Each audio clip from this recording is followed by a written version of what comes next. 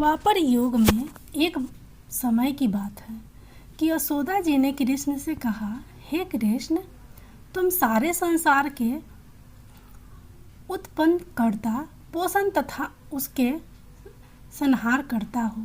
आज कोई ऐसा व्रत मुझसे कहो जिसके करने से मृत्यु लोक में स्त्रियां को विधवा होने का भय ना रहे तथा यह व्रत सभी मनुष्यों की मनोकामना पूर्ण करने वाला हो। श्री कृष्ण कहने लगे, हे माता, तुमने अति सुंदर प्रश्न किया है। मैं तुमसे ऐसे ही व्रत को सविस्तार कहता हूँ। इसे ध्यान से सुनो।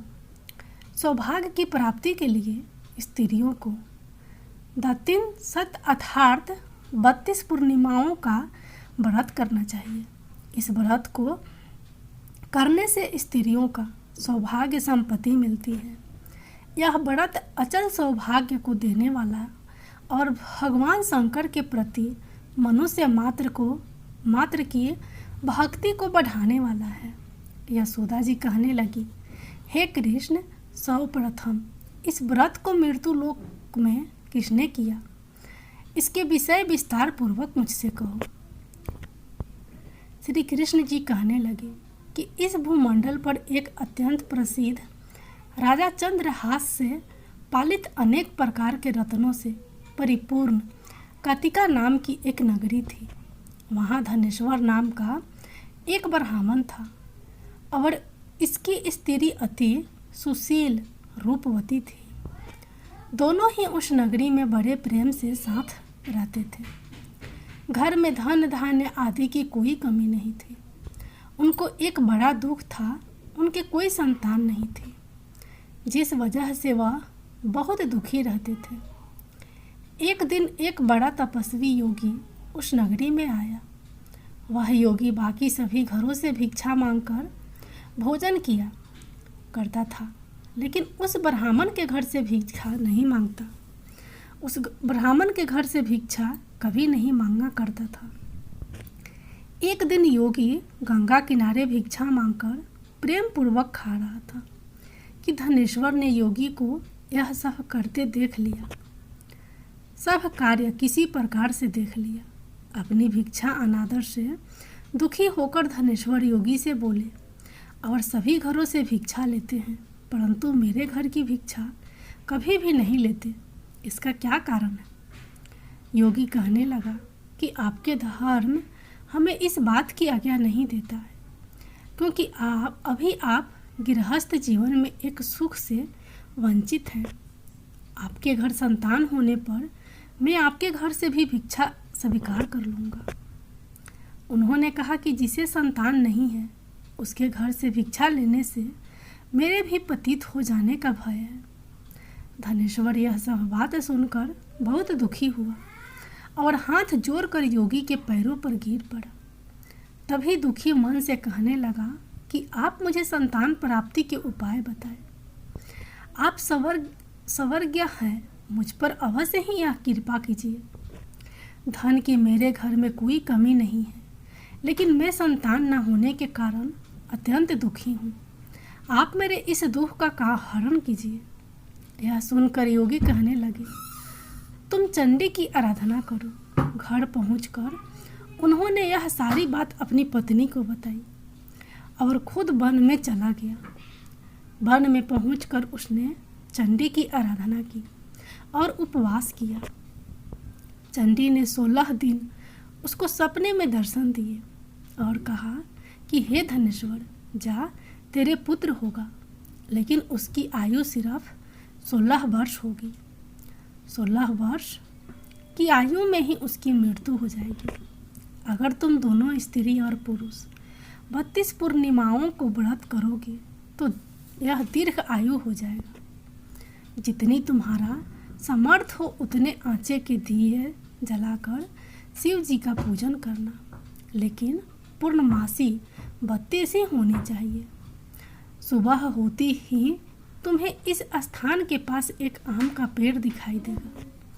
उस पर चढ़कर एक फल तोड़कर अपने घर चले जाना। अपनी स्त्री के इस बारे में बताना।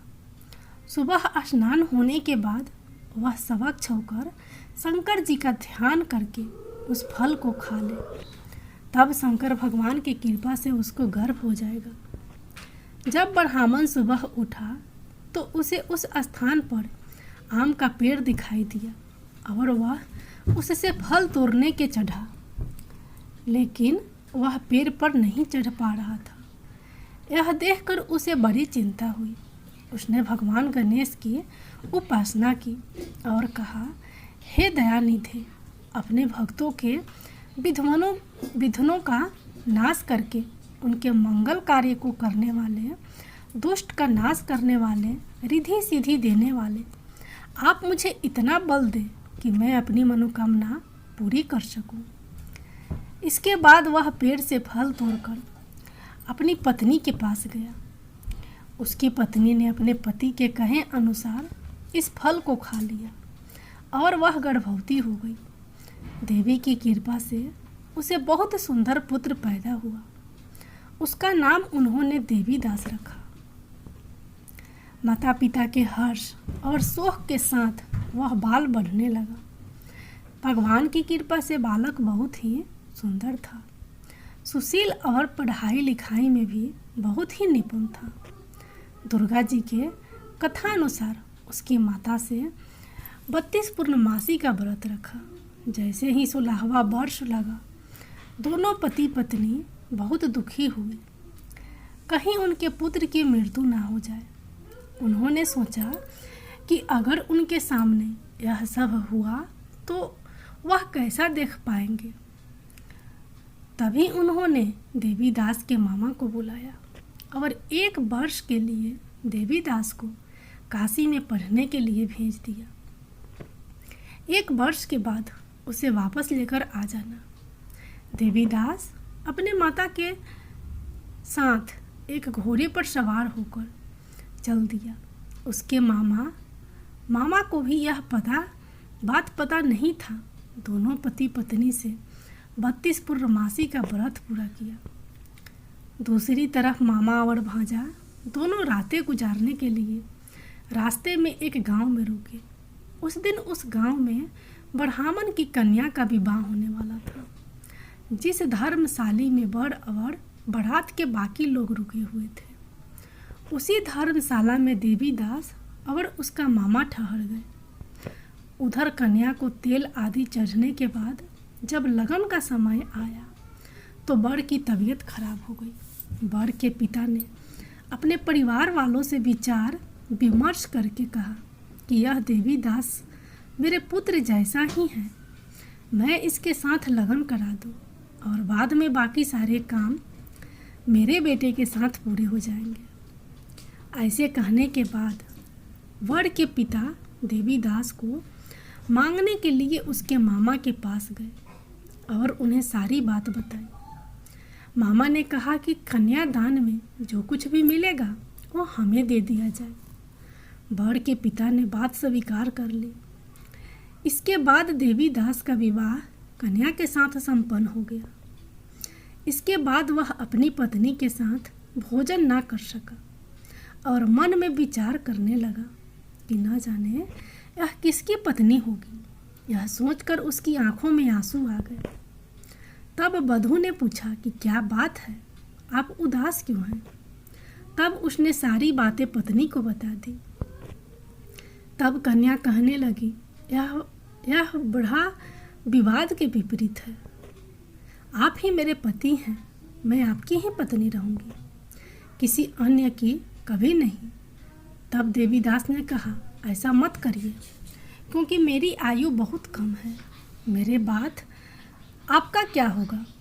लेकिन उसकी पत्नी नहीं मानी और बोली, स्वामी आप भोजन कीजिए। दोनों रात में सोने के लिए चले गए। सुबह देवीदास ने पत्नी को 4 नागों से जरी एक अंगूठी दी और एक रुमाल दिया और बोला कि हे प्रिय, इसे लो और संकेत समझकर स्थिर चित हो जाओ। मेरे मरण और जीवन जानने के लिए एक पुष्प वाटिका बना लो, उसमें सुगंधी वाली एक नौ मालिका लगा लो, उसको प्रतिदिन जल से सींचा करे और आनंद के साथ खेलो कूदो। जिस समय और जिस दिन मेरा प्राण प्रांत होगा उस दिन यह फूल सूख जाएंगे। जब यह फिर से हरे हो जाए तो जान लेना कि मैं जीवित हूँ। यह समझाकर वह वहाँ से चला गया। इसके बाद जब वर और बाकी बाराती मंडप में आए तो कन्या ने उसे देखकर कहा कि ये मेरा पति नहीं है, मेरे पति वह हैं जिनके साथ रात में विवाद हुआ है। इसके साथ मेरा विवाह नहीं हुआ है। अगर यह वही है तो यह बताए कि मैंने इसके क्या दिया है। साथ ही कन्यादान के समय को आभूषण मिले उन्हें दिखाएं। कन्या की ये सारी बातें सुनकर वह कहने लगा कि मैं यह सब नहीं जानता। इसके बाद सारी बारात भी अपमानित होकर लौट गई। भगवान कृष्ण बोले, हे माता, इस प्रकार देवीदास काशी चला गया। कुछ समय जब बीत गया तो एक सर्प उसको डसने के लिए वहाँ आया, लेकिन वह उसको काट नहीं पाया क्योंकि उसकी माता ने पहले ही 32 पूर्णिमा का व्रत कर लिए थे। इसके बाद खुद काल वहाँ पहुँचा। भगवान की कृपा से तभी वहाँ माता पार्वती और भगवान गणेश आ गए। देवीदास को मूर्छित दशा में देखकर माता पार्वती ने भगवान शिव से प्रार्थना की कि महाराज, इस बालक की माता ने पहले ही 32 पूर्णिमा के व्रत कर लिए हैं, आप इसको प्राण दें। भगवान शिव ने माता पार्वती के कहने पर उसे प्राण दान दे दिया। उधर उसकी पत्नी उसके काल की प्रतीक्षा कर रही थी। उसकी पत्नी ने जाकर देखा कि पुष्प और पत्र दोनों ही नहीं हैं, तो उसको बहुत आश्चर्य हुआ। और जब उसने देखा कि पुष्प वाटिका फिर से हरी हो गई तो वह समझ गई कि उसका पति जिंदा हो गया। इसके बाद वह बहुत ही प्रसन्न होकर अपने पिता से कहने लगी कि मेरे पति जीवित हैं, उनको ढूंढिए। जब 16वां वर्ष व्यतीत हो गया तो देवीदास भी अपने मामा के साथ काशी चल दिया। इधर उसकी पत्नी के परिवार वाले उन्हें ढूंढने के लिए जा ही रहे थे कि उन्होंने देखा कि देवीदास और उसका मामा उधर ही आ रहे थे। उसको देखकर उनके ससुर बहुत प्रसन्न हुए और उसे अपने घर ले आए। वहाँ सारा वगड़ इकट्ठा हो गया और कन्या ने भी उसे पहचान लिया। देवीदास ने इसके बाद अपनी पत्नी और मामा को लेकर वहाँ से चल दिया। उसके ससुर ने भी उसे बहुत धन दहेज दिया। जब वह अपने घर की तरफ चल रहा था तो उसके माता पिता को लोगों ने खबर कर दी, तुम्हारा पुत्र देवीदास अपनी पत्नी और मामा के साथ आ रहा है। ऐसा समाचार सुनकर पहले तो उन्हें विश्वास नहीं हुआ, लेकिन जब देवीदास आया और उसने अपने माता पिता के पैर छुए तो देवीदास के माता पिता ने उनका माथा चूमा और दोनों को अपने सीने से लगा लिया। दोनों के आने की खुशी में धनेश्वर ने बहुत दान दक्षिणा ब्राह्मणों को दी। श्री कृष्ण जी कहने लगे कि इस तरह धनेश्वर को 32 पूर्णिमा को व्रत के प्रभाव से संतान प्राप्त हुई। जो स्त्रियां इस व्रत को करती हैं वह जन्म जन्मांतरों तक वैधव्य का दुख नहीं भोगती है और सदैव सौभाग्यवती रहती है। यह मेरा वचन है। यह व्रत संतान देने वाला और सभी मनोकामनाओं को पूरा करने वाला है। जय विष्णु भगवान, जय माता लक्ष्मी, जय भोलेनाथ, जय माता पार्वती।